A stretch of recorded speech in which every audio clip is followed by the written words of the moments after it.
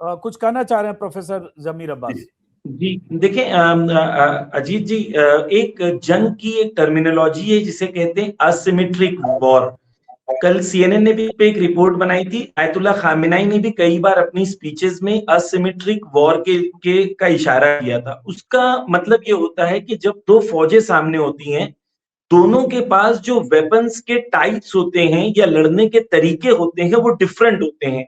मिसाल के तौर पर अमेरिका ने जब वियतनाम पे हमला किया तो उसके पास एयर सुपीरियोरिटी थी, लेकिन गोरिल्ला वॉरफेयर नहीं था, जिसके रिजल्ट में हजारों अमेरिकन मारे गए और फाइनली उनको शिकस्त हुई।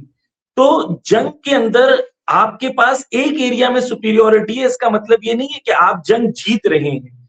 जैसा शाहिद साहब ने कहा कि अमेरिका, ईरान को क्लियर था कि ईरान के पास अगर फाइटर जेट्स में सुपीरियोरिटी नहीं है तो ईरान ने अपनी मिसाइल सुपीरियोरिटी के अंदर वो लेवल पर ईरान ने अपने आप को पहुंचा दिया, चाहे वो ड्रोन टेक्नोलॉजी हो, चाहे वो मिसाइल टेक्नोलॉजी हो, कि जो अभी खुर्रम शहर 4 उन्होंने मिसाइल मारी थी, उसके अंदर 1 टन बॉम्ब कैरी कर सकता है, वो 1 टन, और वो एक मिसाइल 80 डिफरेंट पार्ट्स में तब्दील हो जाती हैं और 80 लोकेशंस पर हमला करती हैं।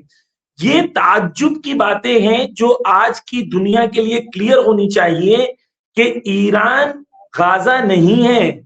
ईरान जो है, आज एक इंडियन रिपोर्टर का मैंने वीडियो अपने इंस्टाग्राम पे भी डाला है, वो जब पलट के आए तो उन्होंने कहा कि भाई जब हम इजराइल में थे तो हमारे सामने बॉम्ब गिर रहा था और पूरे पूरे एरिया तबाह हो रहे थे। जब हमसे वो कहते थे कि कहो कि एक आदमी मरा है, यानी इजराइल में इस वक्त जितने लोग मर रहे हैं और जो तबाही हो रही है, सीएनएन बीबीसी के रिपोर्टर्स लाइव एयर पे कहते हैं कि हमें इजाजत नहीं है रिकॉर्ड करने की।